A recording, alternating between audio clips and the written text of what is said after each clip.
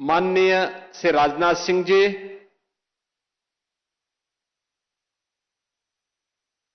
उत्तर प्रदेश सरकार में वरिष्ठ मंत्री और अयोध्या के प्रभारी मंत्री श्री सूर्य प्रताप शाही जी, मंच पर उपस्थित पूज्य संतजन, जगतगुरु माधवाचार्य स्वामी विश्व प्रपन्ना तीर्थ जी महाराज, जगतगुरु रामानुजाचार्य स्वामी श्रीधराचार्य जी महाराज, जगतगुरु स्वामी राम दिनेशाचार्य जी महाराज, पूज्य स्वामी विदेही वल्लभ शरण जी महाराज,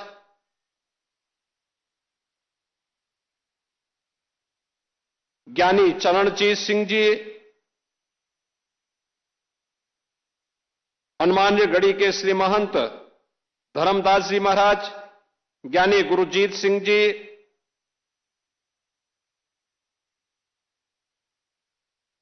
श्री राम जन्मभूमि तीर्थ क्षेत्र ट्रस्ट के महासचिव और जिनका उद्बोधन आपने अभी यहां पे सुना है, श्री चंपत राय जी,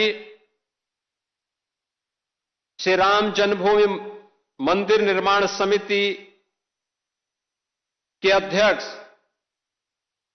श्री निपेंद्र मिश्र जी, श्री राम जन्मभूमि तीर्थ क्षेत्र के न्यासी महंत दिनेन्द्र दास जी महाराज, महापौर अयोध्या महंत गिरीशपति त्रिपाठी जी, जिला पंचायत अध्यक्ष श्रीमती रोली सिंह जी, मान्य विधायक गण श्री वेद प्रकाश गुप्ता जी, अमित सिंह चौहान जी, चंद्रभानु पासवान जी, रामचंद्र यादव जी, अभय सिंह जी, आज के इस समारोह में उपस्थित सभी पूज्य संतजन, श्री राम जन्मभूमि तीर्थ क्षेत्र न्यास से जुड़े हुए हमारे सभी पदाधिकारीगण, उपस्थित सभी भक्तजन और उपस्थित बहन और भाइयों,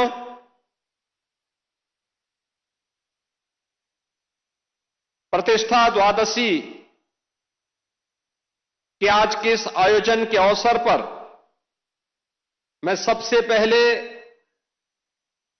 देश के रक्षा मंत्री जी का इस पावन आयोजन के अवसर पर हृदय से स्वागत करता हूं, उनका अभिनंदन करता हूं।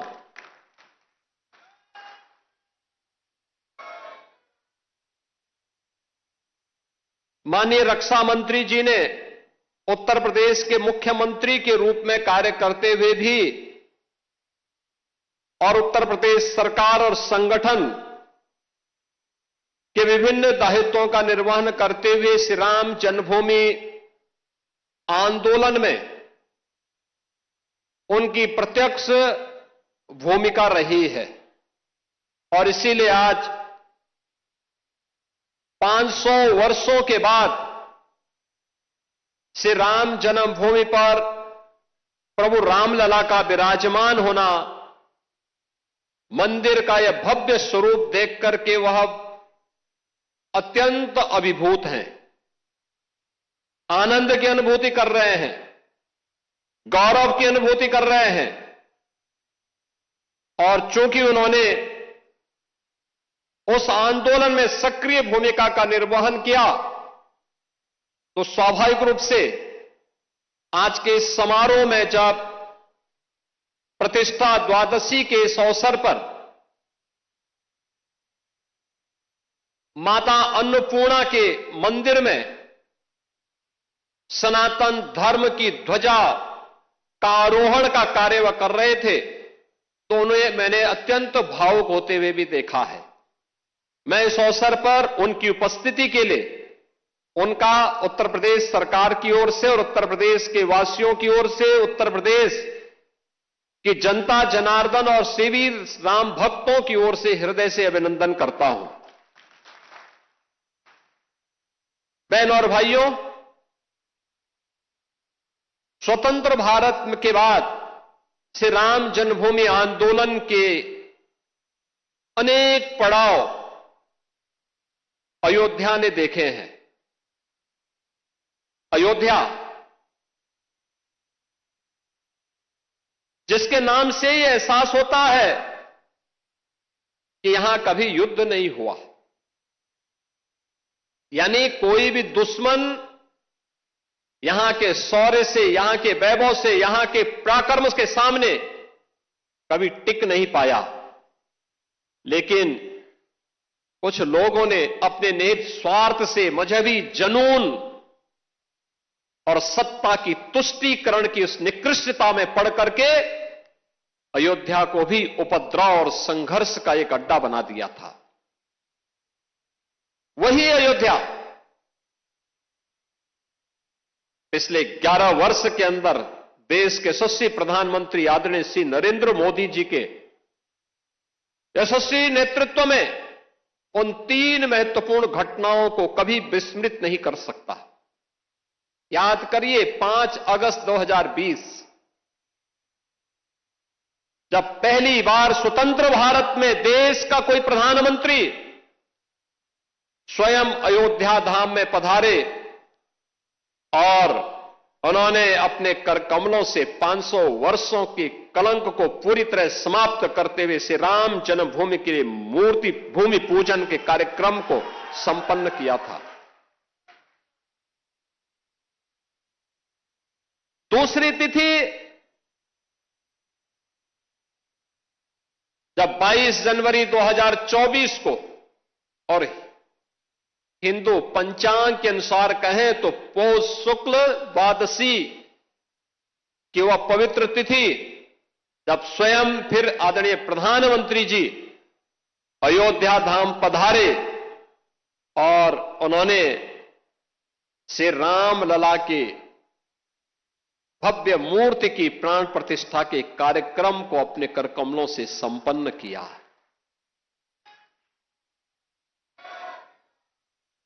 तीसरा,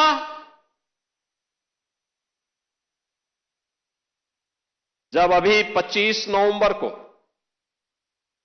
विवाह पंचमी के शुभ अवसर पर आदरणीय प्रधानमंत्री जी फिर अयोध्या आए थे और राम मंदिर के मुख्य शिखर पर उन्होंने सनातन धर्म की ध्वजा पताका को, भगवा ध्वजा को प्रतिष्ठित करके सनातन से ऊपर कोई नहीं, इस सनातन की ध्वजा पताका हमेशा दिग दिगंत तक ऐसे ही गूंजती रहेगी और ऐसे ही दिखाई देगी। इस उद्घोष के साथ उन्होंने अयोध्या में आकर के पूरे देश और पूरी दुनिया को एक संदेश दिया। बहनों और भाइयों, अयोध्या ने जो संघर्ष देखा था, पिछली सरकार ने अयोध्या को लहूलुहान करने का कार्य किया था। जिस अयोध्या में कभी संघर्ष नहीं होते थे, उस अयोध्या को लहूलुहान करने वाले लोग, उस अयोध्या में जिनके शासन में आतंकी हमले होकर के अयोध्या को लहूलुहान करने का प्रयास हुआ था, लेकिन प्रभु की कृपा और बजरंगबली जहां की रक्षा स्वयं कर रहे हो, वहां तो भूत पिशाच से निकट नहीं आवे महावीर जब।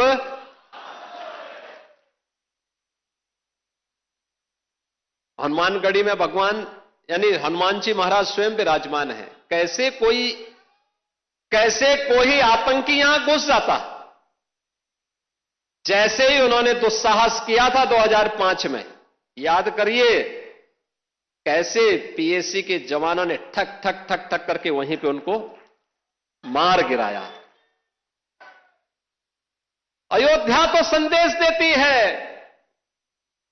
और उसी संदेश को आगे बढ़ाने के लिए अब आप देखते होंगे देश और दुनिया का कोई भी ऐसा श्रद्धालु नहीं, सनातन धर्मावलंबी नहीं, जो अब अयोध्या आकर के दर्शन करके अभिभूत न होता हो। 1 लाख एवरेज। अगर हम लोग देखें पिछले 5 वर्ष के अंदर 45 करोड़ से अधिक श्रद्धालु अयोध्या धाम में आया है, जहां पर पहले कुछ लाखों में लोग आते थे। याद करिए 17 के पहले न बिजली थी, न पानी थी, न स्वच्छता थी, न सड़क थी, न कनेक्टिविटी थी, कोई सुविधा नहीं थी, सुरक्षा की भी व्यवस्था नहीं थी, और कोई जय श्री राम बोलता था तो उस पर लाठी जरूर पड़ जाते थे, गिरफ्तारियां हो जाती थी। आज तो आप देश में जाइए, राम राम बोलिए, जय श्री राम बोलिए, और अब तो भारत सरकार की योजना भी जी राम जी के नाम पर ही आ गई है, जो रोजगार की सबसे बड़ी स्कीम बनने जा रही है। कोई भी बेरोजगार व्यक्ति जब आएगा और कहेगा कि मुझे रोजगार चाहिए अपनी ग्राम पंचायत में, साल में 125 दिन का रोजगार की गारंटी उसको उसके गांव में मिल जाएगी, तो जी राम जी हो गया। बहनों और भाइयों, अयोध्या आज दुनिया की पहली सोलर सिटी, भारत की पहली सोलर सिटी के रूप में अयोध्या आ गई है। सूर्यवंश की राजधानी, पहली सोलर सिटी।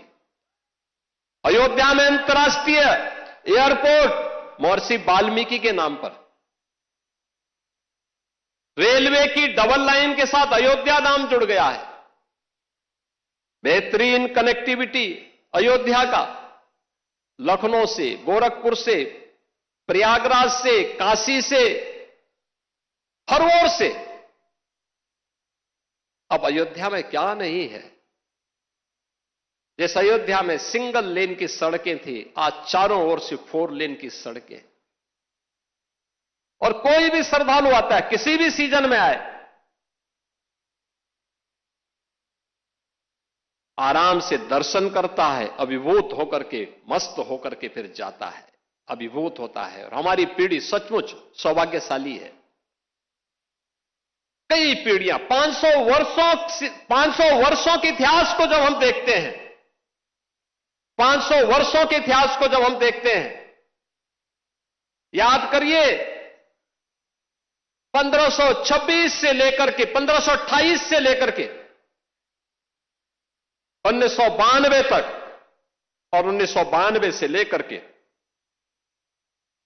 उसके उपरांत भी अयोध्या में हर 20-25 वर्ष के अंदर कोई ना कोई बड़ा संघर्ष राम भक्त करता था, राम मंदिर को वापस लेने के लिए लगातार संघर्ष करता रहा, कभी बैठा नहीं, रुका नहीं, झुका नहीं। उसने सत्ता की परवाह नहीं की, उसने दमन की परवाह नहीं की, उसने गोलियों और लाठियों की परवाह नहीं की। वो लड़ता रहा, और उस संघर्ष का परिणाम हमारे सामने था। और यह आंदोलन सफलता की नई ऊंचाइयों तक तब पहुंचा जब राष्ट्रीय स्वयंसेवक संघ ने नेतृत्व दिया। पूरे पूज्य संतों को एक मंच पर लाने में, सर्वे अशोक सिंघल जी ने एक मंच पर लाने में सफलता प्राप्त की।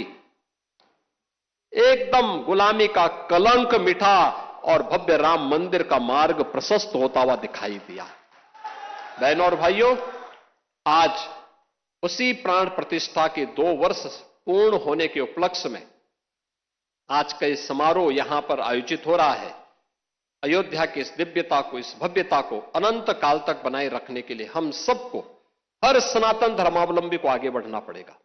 एक साथ अपने जीवन का हिस्सा इसको बनाना पड़ेगा। ये यात्रा की विराम नहीं, ये नई यात्रा की शुरुआत है। विरासत पर गौरव की अनुभूति करते हुए विकास के नित नए प्रतिमान को स्थापित करना, और इसी के लिए प्रधानमंत्री जी ने हर भारतवासियों के सामने विकसित भारत की एक संकल्पना दी है। यह देश जब आजादी के 100 वर्ष पूरा करेगा, हर भारतवासी के सामने एक संकल्प होना चाहिए, और वो संकल्प होना चाहिए